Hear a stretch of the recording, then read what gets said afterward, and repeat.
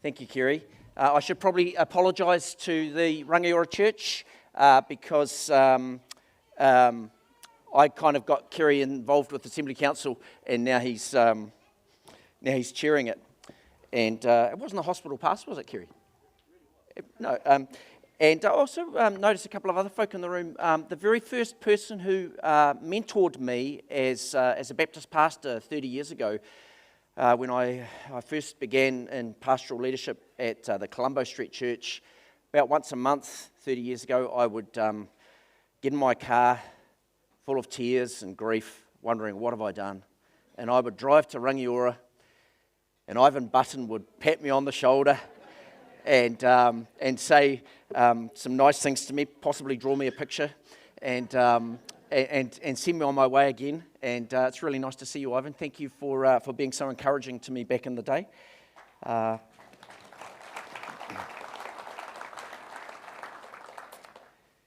And I kind of stand on the shoulders of a lot of other folk as well. And I noticed Paul Askin over there. Hi, Paul. And Paul has been previously a regional leader for our association, and somehow I landed on that in that job for myself at the moment. I'm married to Julie, who is she's the lead pastor, I guess, at Oxford Terrace Baptist Church these days. So I'm a pastoral spouse, Stefan. I know what it's like to be the spouse of a pastor, and we have 3 adult-ish children and 1.5 grandchildren. My role as regional leader is to connect with and to support in any way that I can the churches in the Upper South. And it's a new thing for me, and I'm really enjoying the opportunity of connecting like this and visiting our churches and seeing what's going on. And really great to see pictures of baptisms that you folk have had recently. And there's a few of our churches have been having an increased number of baptisms recently, and that's really encouraging. So let's get on with the sermon. I'm told that you don't mind long sermons. Someone told me that Deb did a 2-hour sermon last week, so I stretched mine a little bit, and you'll be all good with that, I'm sure. So let's start with a question. What are you doing here? Why are we here? I'm here because I got invited, so that's why I came. And so I'm doing the message. That's why I'm here. I have to be, kind of.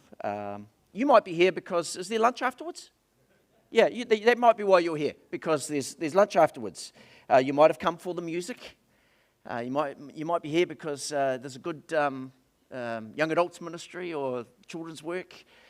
You might be here because the person beside you said you had to come. Couple of noises. Most of us, if we were asked, why are you a Baptist, you might not have a great deal to say. Why are you a Baptist? And some people might not even say that it means anything apart from the lunch or the music or the children's program. I want to unpack that for a second today. What is this word? What is this word Baptist? Because in Baptist DNA, there is a huge thread of fascinating stuff. Radical behaviour. Baptists in the past tend to be dangerous, radical, and Baptists are not necessarily safe people to be close by to when they are at their best. There is an enormous vote of confidence from God in the local church, and so much of the brilliant material that can inform us is sitting in our history, our Baptist history. In the story of our predecessors. These are some of the things I'm going to pick up on today over the next couple of hours. It might feel like a couple of hours. It probably won't be quite that long. But we should start with the Bible. There might be a slide. That's all right. If there are slides, that'll be interesting. Let's start with the Bible. So number 1, is there a Baptist verse? Is there a verse in the Bible that is a Baptist verse? The answer is yes, there is. Did you know that? It's Matthew chapter 28 and Matthew chapter 18, verse 20. Oh, I nearly mixed that up. Matthew 18:20, a short little line that captures numerous elements of what it means to be a Baptist. And Matthew 18:20 goes like this: "For where 2 or 3 are gathered in my name, I am there among them. That's the ultimate Baptist proof text, if you really wanted one. So much of what we will cover today is about our history and about our origins, as you know, where do Baptists come from? But a lot of it is informed by that line from Matthew 18:20. For where two or three are gathered in my name, I am there among them. Our roots as Baptists go back a wee way. One or two of you may have been there at the time. Our roots are around the early 1600s in England. And everyone had to pay allegiance to the monarch back in those times. The monarch was the head of the church, and there was an iron fist associated with ensuring we all toed the line and did as we were told. This is where we find the early use of words like nonconformist. We're from the nonconformist side of the aisle, and dissenting, and free, the free church, and the separation of church and state. These are all in our background. Baptist origins are very radical. And this word radical is quite a central word in our DNA. To be a Baptist back at the start, 400 and more years ago, was to be a disciple who had totally thought through the cost of discipleship. And it was a cost that quite possibly would include their life. It's worth thinking about these days when we moan about the cost of discipleship for us, which often is not actually very costly. Back in the start, Baptists were often counting the cost in the ultimate sense, and it was and it included their life. This verse, Matthew 18:20, it is telling us we do not need a pope. We do not need an external authority, a bishop. It pains me to say it, but we don't even need a regional leader from the Baptist Association. We don't need any of those things. We need one thing. We need Jesus. And Jesus, when we gather, Matthew 18:20 tells us, is here. Jesus is with us. And he is our monarch.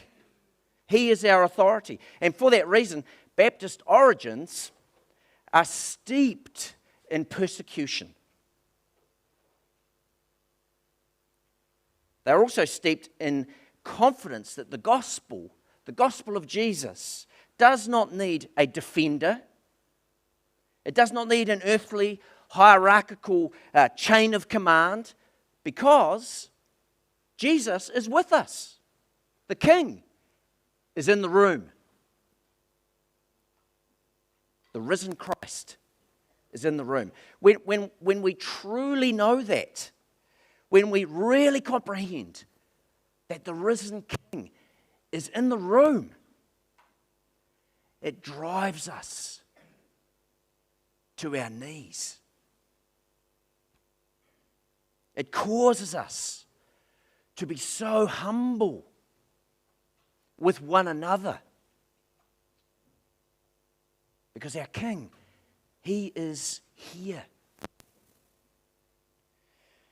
The way I behave as a follower, especially in a church meeting. I see you having a church meeting in the near future. I didn't know that was coming, so hopefully this is helpful.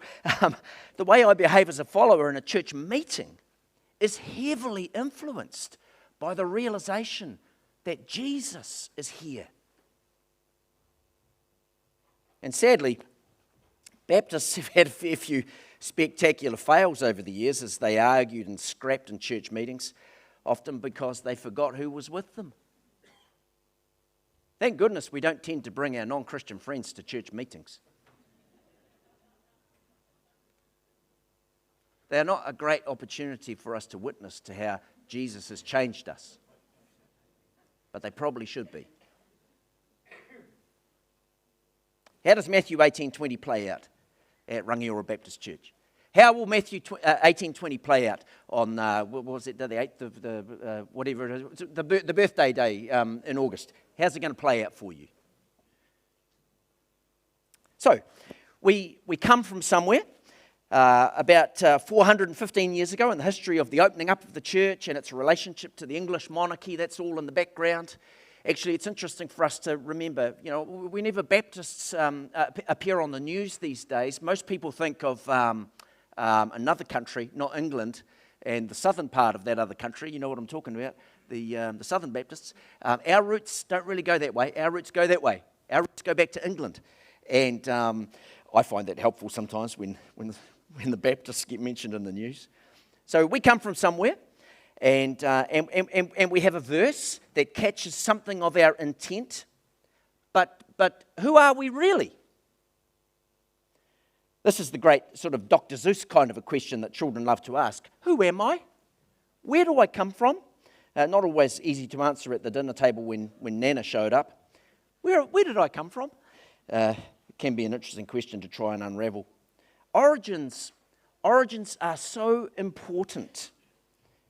And when people are not sure about who they are, when people are not sure about what they are meant to be doing, what's our purpose, it can be very helpful to go back to the start, to the first principles. What kicked us off? What are our original intents? That can help us, especially if we need a bit of course correction. Go back to the start.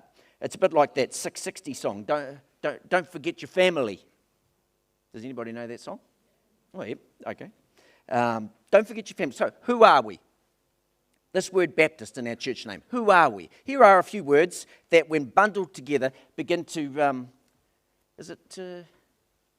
there it is. Who are we? So there's a few words that capture a little bit, when you bundle them all together, a little bit of what Baptists are like. And I'll just pick a couple of them. Covenant. We are covenant people. We will stick with covenant. This is what covenant is. We will stick with you as you join us in membership. Membership is best understood in terms of covenant, not in terms of I will join up and you will deliver these services to me. It's not that kind of a transaction. That's more of a contract of becoming a member of the library or of the gymnasium. I'll sign up and you'll make sure that the rowing machine works for me, or whatever it is that you do at a gymnasium. That's not Baptist church membership.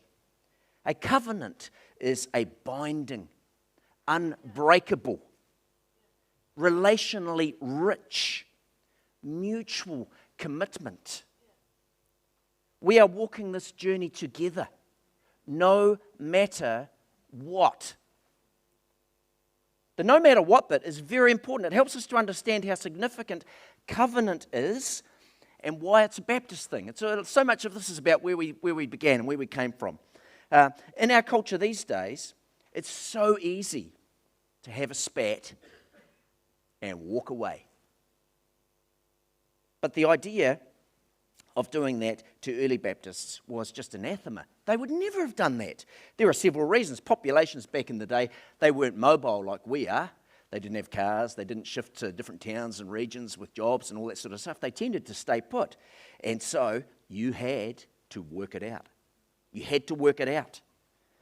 And the idea of having a fight and then walking off, it wasn't an option, especially when, as Baptists were at the start, you were on the edge of society, persecuted to the fringe. You needed each other. And if you don't mind me saying so, we need each other.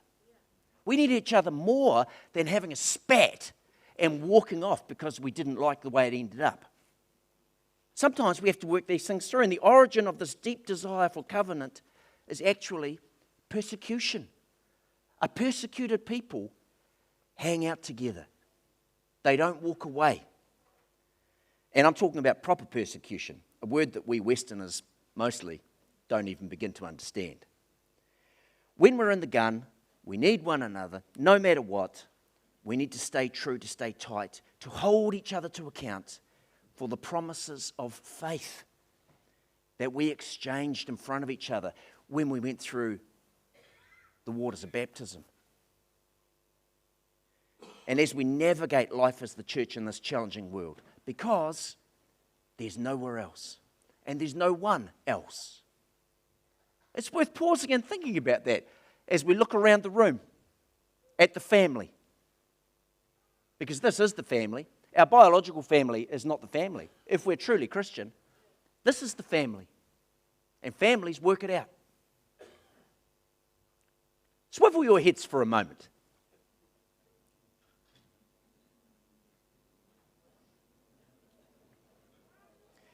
Baptists are covenant people. No matter what, we will walk the journey of faith together in an unbreakable covenant bond. If it makes you slightly nervous or uncomfortable, you might have to get over it, because covenants are very biblical things. And we are people of the book. Who are we? We are free. Freedom also comes from the persecution era. This is about the separation of church and state. The gospel itself is free. It doesn't need a defender. Don't coerce us from your ivory tower or your humanly constructed throne. It's probably a bit risky to say so, but in the past, Baptists didn't tend to be monarchists. So if you love the king and all that sort of English royalty and that, it's not really a Baptist thing. But anyway, it's up to you. The gospel is free. It doesn't need a defender. Here's a challenge that a lot of us don't feel very comfortable with, however, when we talk about this idea of separation and freedom. Baptists traditionally used to say this. I can't wait for your reaction to this one. I might think that you are wrong. I might disagree with you very strongly. But I will defend your right to hold that view, even a different religious view. And it's not mine, but I know what that means, because I've been there. I've come through the persecution. That's the origins of Baptists. Under the pump, in the gun, because of our faith. My Baptist convictions arise from a place of severe persecution in the past, and I will defend your freedom. I'll defend your right to be wrong. I'll defend that. Now, I'm sure that'll get you thinking. Who are we? We are priests. We're all the same before God. There are roles, for sure. There is leadership, there are gifts, there are tasks, there are callings, but we're all priests. The spiritual hierarchy is very flat. We don't need a go-between. All we need, Matthew 18:20, is 2 or 3. And Jesus. The New Testament book of Hebrews is a lot about this. We have one great high priest, and he is sufficient.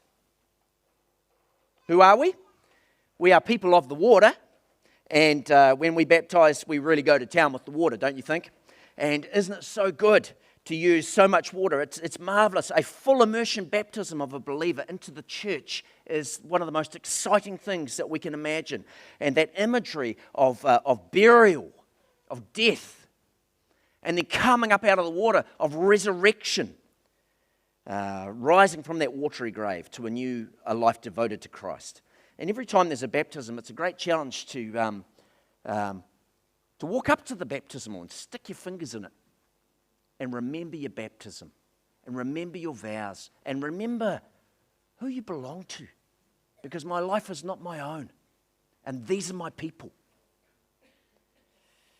Who are we? We are also very, very often Baptists. We are people who do not know how to sit still. We've got ants in our pants, Baptists, and we are activists. We are going to change the world. That's what Baptists are like. And that's not a bad thing. That's a good thing. We are not going to sit by and let the state of play that we find going on in our world, we're not going to let that be the last word. We're going to do something about it. And the last 400 or so years of Baptists have been full of activism and radical behaviour by it's our whakapapa. They're our people in the past who we could name. And shortly I'm going to list a few of them for us. The father of modern mission, William Carey, a Baptist. The list is long and extensive, and I've picked a couple at the end. And we're nearly at the end, actually. So when are we at our best? I'll just say a few things about this. When are we at our best? And then we'll talk about some examples, some people from the past. When are we at our best? When do Baptists really hum? Here are three superb words. I reckon they're superb words. These are all related to that opening verse from Matthew 18:20. And they all arise from this statement: the local church is competent to discern the mind of Christ. Competent because we have all we need. Jesus is with us. 2 or 3 have gathered in his name. That's a little. That's a description of the church. 2 or 3 have gathered in his name. We've got what we need. And the church, the body, is made up of all of these essential parts. And, swivel your heads again. We've got everything we need in the room. And we are in covenant together because we are that deeply committed. And we're going to work it out. We're going to work out what the Lord wants from us for this next period type of thing. Here, us, together, under, humbly bending the knees under the King. Baptists have a very high view of the local congregation and our ability to together hear what Jesus, by the Spirit, wants for us to be like in our local setting. It's all about the local church. That's one of the reasons why I probably shouldn't say this in front of the chair of the Assembly Council, but up in Auckland, the Baptist National Centre, I used to call it HQ, but it's very small. There's less than 10 people work at HQ, at the Baptist National Centre, and that's because we are all about spreading it out. It's the local church where Baptists are at their best. We don't need a massive hierarchy, and consequently, we don't have one. Which leads to the next thing, discernment. Be nervous. Be afraid. Be very afraid when someone says to you, I have discerned that such and such, or God has told me, and this is what the church has to do. They may be right. But discerning the mind of Christ, be very nervous if it's just coming from one. Discerning the mind of Christ, which is what Baptist people are doing in their decision-making exercises, is a covenanting people of God, all on the journey together, kind of a task. And very often the outcome of discernment should cause us to be nervous and afraid and very afraid, because Jesus tends to be radical.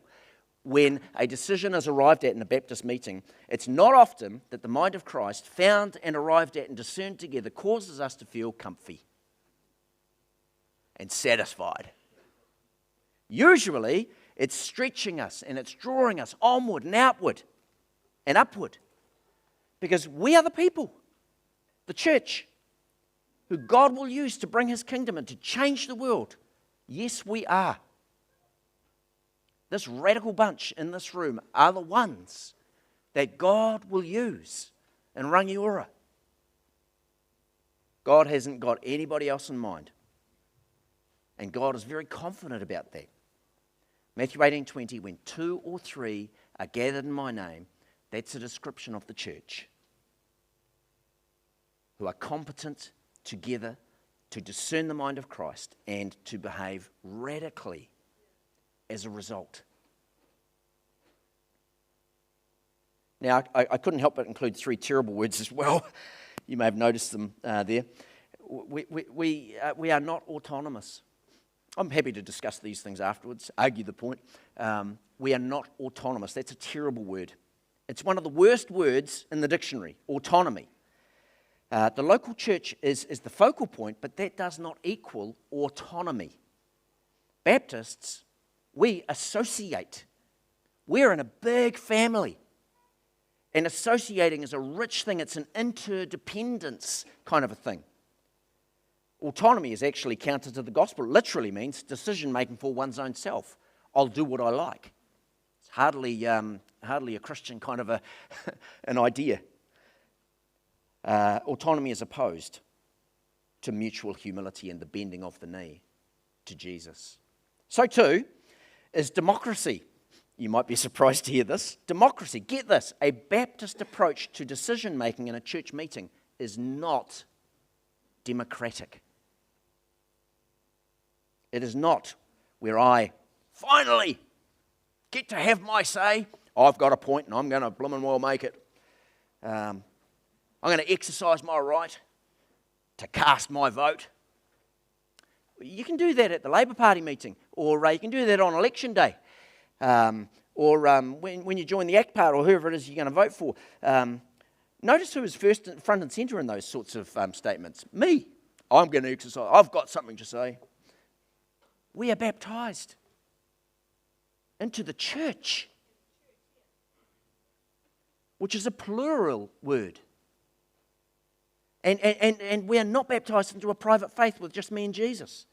And our meetings are not democratic. That's just a political descriptor. What they are, and this is my made-up word, you can copy it if you want, Baptist church meetings, when they're at their best, are Christocratic. We are on the knees. We have come to this holy, fearful realization. Matthew 18:20. The living Christ is with us. So we cautiously, prayerfully, fearfully, tentatively make our point or cast a vote. Actually, our voting origins in Baptist church meetings, they're unbelievably radical. They arise from the 1800s, when the only people in the early 1800s, the only people in England who got to vote were rich, landed gentry. They were the ones who voted in the political exercise. And Baptists, in their church meetings, they thought, how are we going to do this thing? What is our culture like? Oh, the vote gets given to this select few. Well, let's turn that on our head. Let's blow that for a joke. We'll all vote. The rich, the poor, men and women. Baptists are radical. And our task these days is to rediscover how to be radical in the face of a culture that's going in a different direction.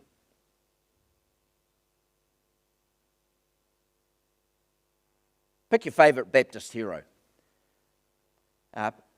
Bring a Baptist hero to mind. They have to be dead. That doesn't mean that the only good Baptist is a dead one. What was the sermon about today? Oh, good Baptists are dead ones. Here are just four. Here are just four. There could be 44. There are so many. And these are just from the Baptist fold.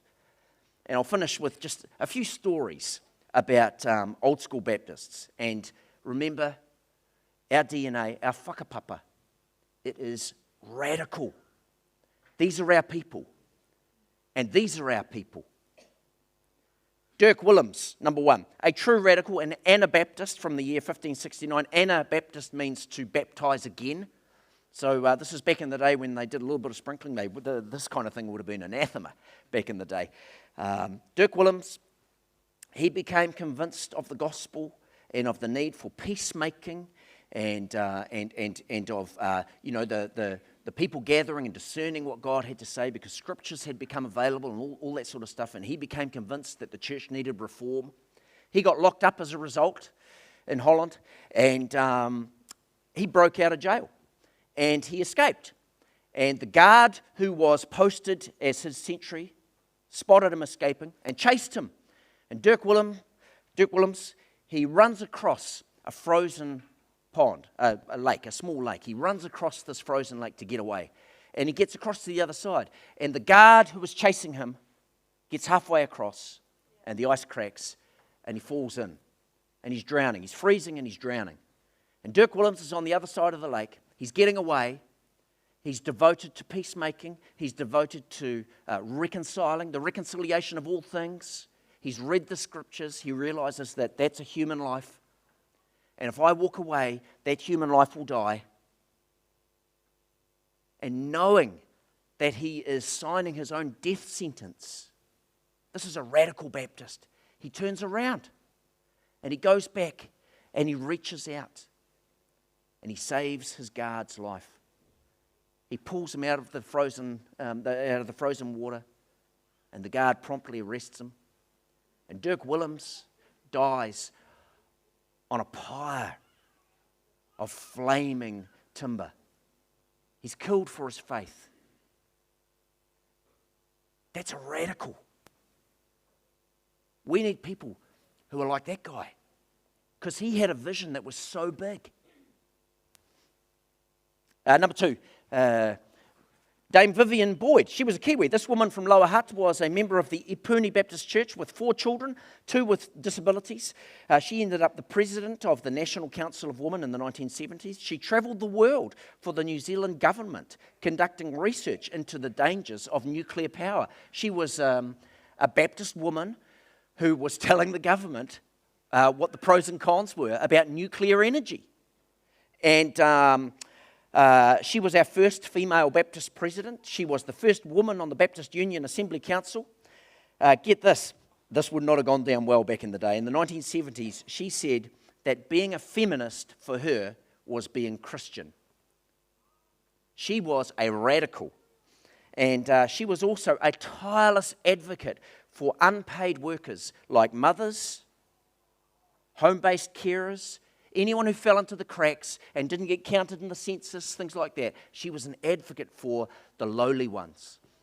She's in our Baptist whakapapa.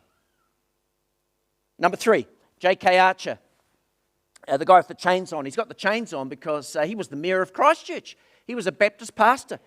And he was an English Baptist. He came out here to New Zealand and he brought with him a very strong set of socialist, I guess, ideals.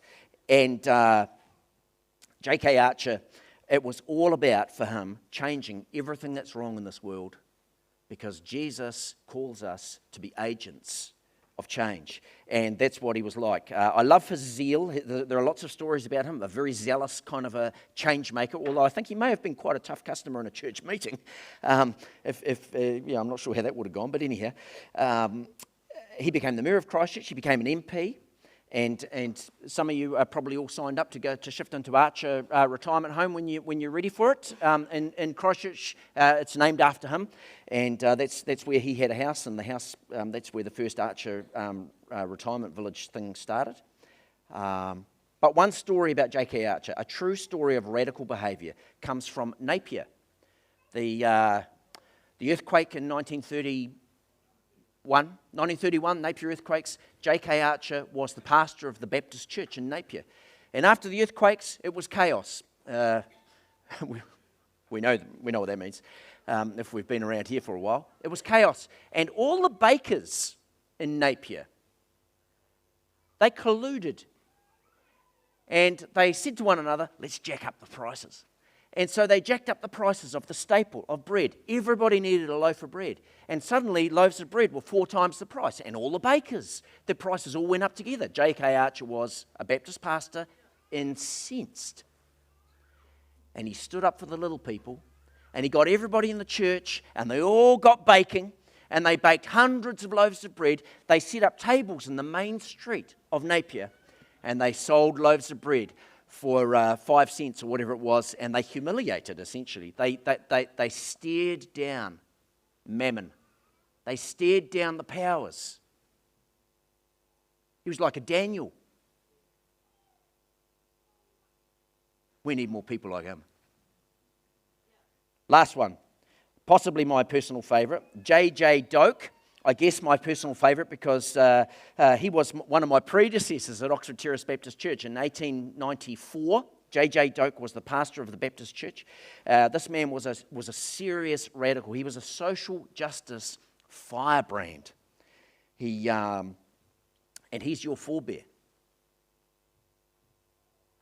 He had a rock through the manse lounge window because he dared to question, why should the church be involved in helping the government to get people signed up for military service, conscription? He opposed the churches being required to act as conscription centres. He had a rock through the manse window.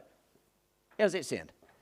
Yeah, I haven't had that yet either. But it was a good cause. He was probably a conscientious objector, but he certainly was opposed to the state telling the church what to do. There are two other really amazing stories about J.J. Doak. One, at the end of the 1800s, the gold rush was over. A whole crowd of Chinese miners from Central Otago and other parts of the country, they started gathering in Christchurch. And they had market gardens, and they had laundries. And one or two of them also had gambling evenings. And also, some of these Chinese folk became Christians and started attending the Oxford Terrace Baptist Church. And one day, back in those times, New Zealand, has everything changed? Not sure. Way back then, New Zealand was very xenophobic. Anybody who didn't look like you was given a hard time, a very hard time. And one day, the judiciary, the police, they said, we're going to round up all these gamblers.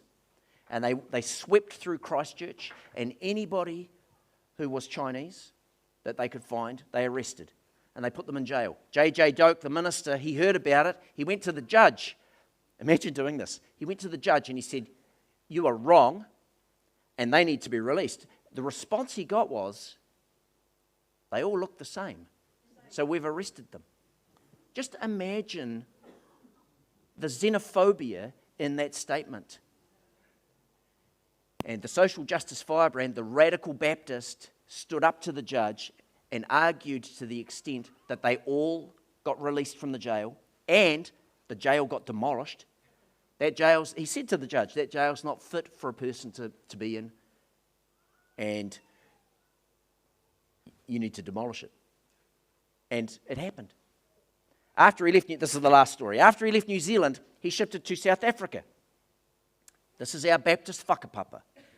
And in South Africa, Mahatma Gandhi was in South Africa protesting about workers' rights, indentured labourers from India, and Gandhi got arrested for his behaviour, and he got placed under house arrest. J.J. Doak said to the judge, I'll have him, I want him in my house. I might not agree with what you believe, but I'll defend your right to be free and to have your thoughts and to have your views. And he hosted Gandhi in his house in South Africa. And scholars have done the research on this. J.J. Doak talks to Mahatma Gandhi about Parihaka, 1881 in New Zealand, peaceful protest in Parihaka. Gets discussed in South Africa with Mahatma Gandhi, who then discusses it with Martin Luther King Jr. There is a thread, there is an observable thread from Parihaka to the Canterbury Baptists.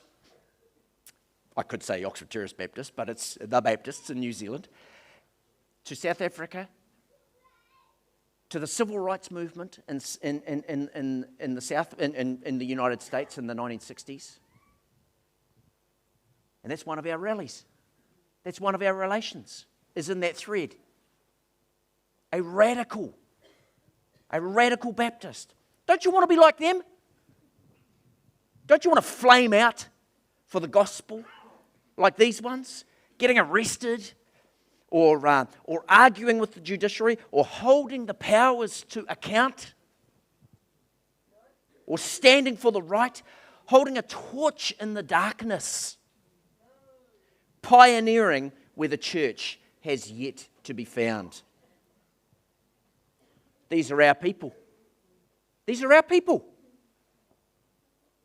Our Baptist whakapapa, our Baptist cloud of witnesses. And what are they? They're radical. They are radical. And right now, I'm looking at a room full of radicals. You should be nervous about your DNA. Rangiora Baptist Church. Be nervous about where you come from, because if you embrace being Baptist, you're going to change the world for the sake of the gospel. All that God needs is 2 or 3, and that's the church in this place. And as we look around, a room full of people with radical in their DNA, what I see is the Rangiora Baptist Church. We're going to change the world. Because God hasn't finished yet, and God hasn't got anyone else in mind.